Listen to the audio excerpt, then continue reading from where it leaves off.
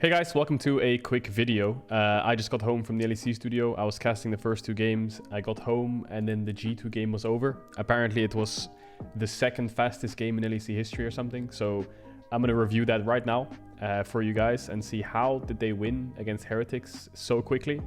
If you're new here, make sure to drop a subscribe and yeah, I hope you guys enjoy the video. Ash, Caitlyn, Heimerbang on blue side for Lucian first pick. Lucian, Nami, Elise. They went Nautilus blind with Jax as well. I'm not sure why they would do Nautilus like this. Maybe they wanted to hide their AD pick and they knew that they would pick Lucian, Nami, because obviously they picked Lucian. So they wanted to hook champ into Nami. Some kind of all-in potential. So interesting that they did the Nautilus one too. I don't think I've seen that very often. Draven on 3. And then they are playing up against Elise. They ban Sejuani Viego away, so 3 jungle bans. Yike goes for Belveth. I'm a bit surprised that G2 didn't ban Cassante here somewhere. I would be a bit more scared of his Cassante than his Renekton because he's only ever played Cassante so far in the LEC.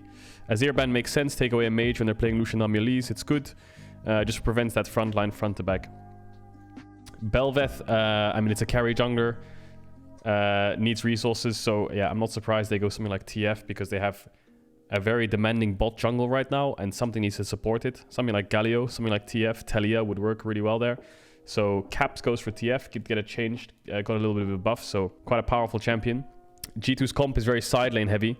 They have options in playing mid to bot early and diving the Lucian Nami. TF can sacrifice waves, he's just a stun bot this game, and that'll prevent the Elise from finding plays because diving top is hard because you're playing with a tank. And then in the mid to late game, they can play TF Jax on side lane, ult to Jax's side, Draven ult as well, whatever it may be, and catch whoever is on that side lane. Let's go to this at 1.5 speed, because this was a very quick game. Yike's going to start the Raptors, it looks like, with Q. Jankos is going to start top side. Also a cool little thing the LEC has. You can see here how many stacks Draven has. Counts up. So Mickey flashes in level 1. He does the Carrier. The Carrier classic. Wow, they actually get Jack Spectra. What did they get? Did they get his flash there? And cleanse on the ignite? I can't see anything on the left side. Hopefully that reappears. Another hook lands. Their trading is ridiculous so far. G2 bot lane is... I mean, this is how you have to play with a melee support. Or any kind of Halo Blade support. You just need to all-in them early. Carrier does this very often with Barrier. So they didn't get Jack's flash. They got his cleanse and heal out. He's playing with 3 pots. So it's not the end of the world for Lucian Nami. Their strongest point is level 3. They're quite weak early anyway. It's not like they can contest him level 1 if Nautilus walks past the wave. But importantly, Jankos' path down. Early ward on Tribush. He did blue Gromp, red Wolves. Red Krug, sorry.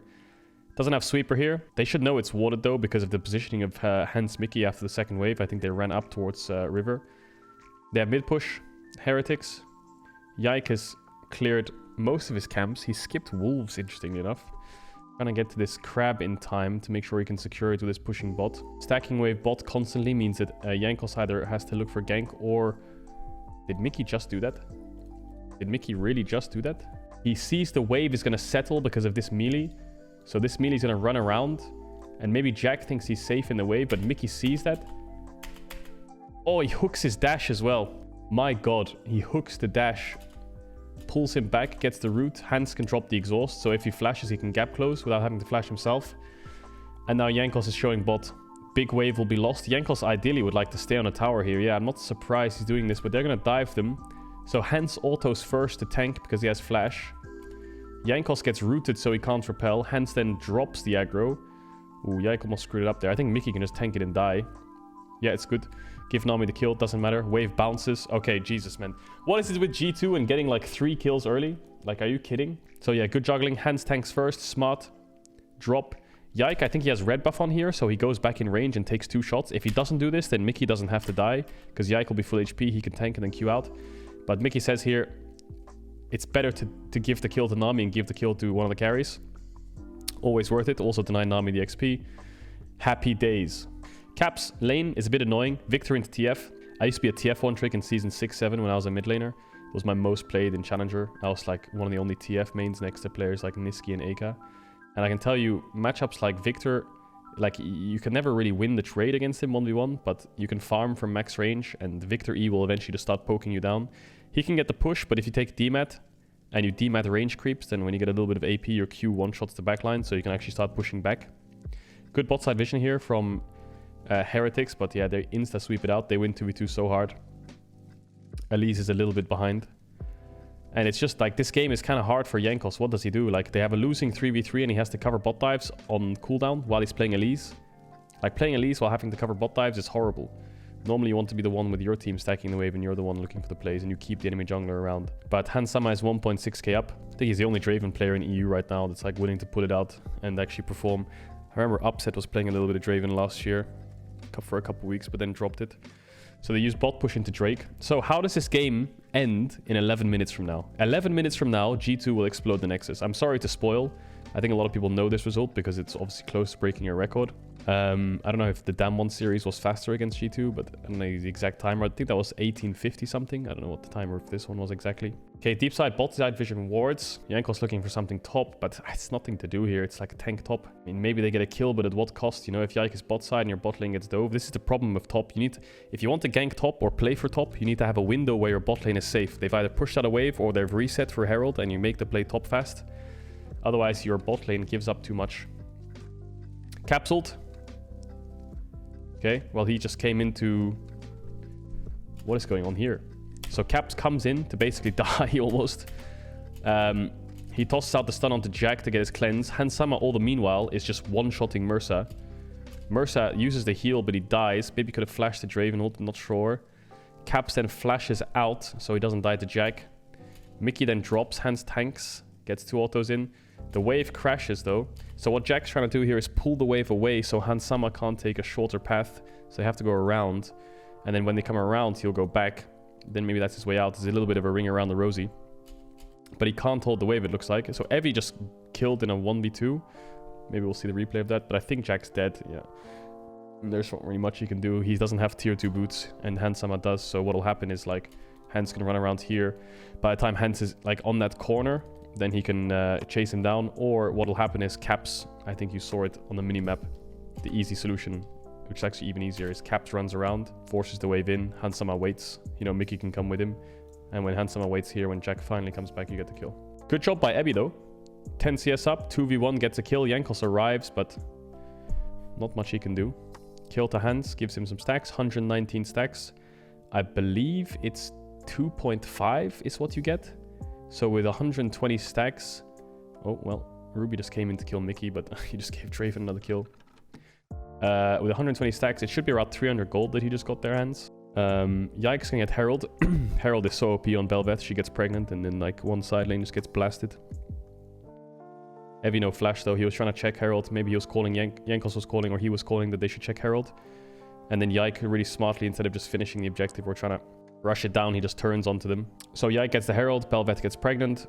And now with Herald and the little Voidling things, they can probably just rush down a tower if they want to. BB's smashing that top tower since Abby died, so he's probably got like 2 plates up there, 3. What the fuck? Did he just bend it like Beckham? How did Mickey hit that hook? Okay, sure. I mean, bot is diveable, and now Jankos has to sprint down here to cover. And the problem is they lose 2v3. Like, so Jankos is only here to cover. Caps ult is up soon. Numbers disadvantage bot. TF can cheat code mid waves. Yeah, and he has Rod of Ages. Yeah, top got 3 plates from that play. He's gonna get bot crab. So the game's supposed to end in 7 minutes, right? How? Excuse me, how? They haven't even taken a tier 1 yet. He's gonna jump over, he's gonna find Mursa. Yeah, not much to do here. It's a bit risky to go too deep. Your bot lane's hitting tower. You can get collapsed on by mid. Well, I guess who's collapsing on who is the real question. This is the way pro game works. If you're red side and your bot has the push, controlling this area of the map is insane because mid can't ever rotate. And what happens is it means that mid has to rotate like this. And this path takes like 10 to 15 seconds. This path takes like 7 to 8 depending on your boots. So you double the time that they have to run down to cover. And so you can have the short track. So what you can do is you can push in bot waves. And then jungle can hover. And as mid wants to roam down, you can cut him off. And then you can just rinse and repeat. Just keep doing it. And they have to keep covering it. And eventually you force them into a mistake. So this was really good by G2. You'll obviously sometimes see a pink placed there by the blue team to defend or red team to attack. And sometimes this ward is really good up here in case they have control over that area, so you can actually see them moving down. So here comes the pregnancy. Boom, boom, boom, boom. All the fucking little Bel'Veth babies. They got 2 plates almost. Nice cocoon by Jankos, but he's 2 levels down right now. Wait, what the fuck? Okay, the Belvet almost just penta-killed everyone. 1 for 1, not bad, but they got a shutdown there, Hrts. Mickey's about to Hex Slash hook someone. No, doesn't go for it. Caps doesn't have that much damage, but they have Ignite, but Jack Spectre has Cleanse for any kind of follow-up, so Mercer's the only target. Ruby TP's bot after dying to cover bot wave, so no tier 1 has fallen. Drake's up, easy objective for Yike. I mean, the jungle lead is abysmal for right now. Yike got 5 kills from all of these plays around lanes, and he's been power farming. Jankos hasn't really been able to find much. If you're playing Elise with a Victor mid, tank top, and no bot lane to play around, it's kind of painful to just sit there and farm. So he just looks for something, anything. G2 bot lane, really good swap here. I think the reason they swap is because of top situation just losing.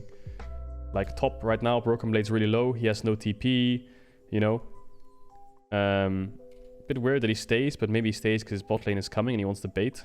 So Hans just makes the call of, I will go top now. Drake is up. They have Herald. But what could happen here is they could just push through top with Draven Nord and have Yike take Drake and Herald bot alone. They're very split up in that case. But they're so strong. And now they'll get a kill onto Jankos. They will get a kill onto Evie as well. And now they can push in top. Yike can run mid and Herald as well. He can do whatever he wants, really. Plates are falling off in 30. There's the Herald. It'll get them a plate and a half. Top tower dies. And BB can base and catch bot in time. And because Elise died, there's no real threat to BB. Normally what happens is if you do this kind of lane swap, bot lane is under pressure. Jack will get 2 plates, but the second he sees BB, he has to run away. G2 just owned the whole map. It's an 8k gold lead in 14 minutes. Draven has Kraken Slayer BT Agility Cloak. So it looks like Caps is going rapid fire second. Blade of the Ruin King coming in for Yike. They just steamrolled 3 early kills, and the same thing will happen in the Fnatic game is happening here. They just keep rinse and repeating. And your mid either is forced into a mistake, your jungler is forced into a mistake, or you get permadove. And if you're not getting permadove, then you're playing to cover. And if you're playing to cover, then G2 can just go to the opposite side of the map. Ebby is really trying to force that play. A bit too deep though. Yeah, they're all dead. They're all just fucking dead. Like, they're just getting... like, how did that even happen? Yeah, Hrts is being a bit overconfident here, maybe. They want to push out bot when G2 aren't even showing top. So Broken Blade runs down. They have TF ult. Bot lane's moving. TP from Ebby. I mean, they're kind of out here. Like here, they're kind of out. Ebby could just use W, whatever it is here, and just get out. But he forces it, which makes them stay. And once he dies, then they can redive because Hrts was chunked. But Ebby was supposed to zone them rather than die. Hans gets mid tower. Bot tower will die as well.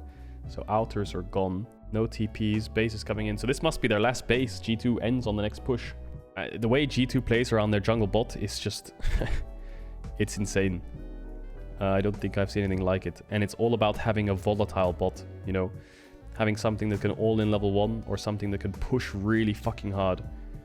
And that means that Yike can either play around its push or play around its kill pressure. And it sounds easy, but micromanaging the skill set to pull it off in bot, to knowing your limits to the extreme of forcing those plays, because if you don't, you fall behind because they scale better, for example. And also knowing how to path optimally so that you're there at the right time, as well also managing the camps that you're farming, is the 2 biggest tricks to playing this style. Also, this is the meta style. If you watch T1, they just pick champs to dive bot. And if they're not picking champs to dive bot, they're picking champs to scale. So you're either playing for dives or you're playing for scale.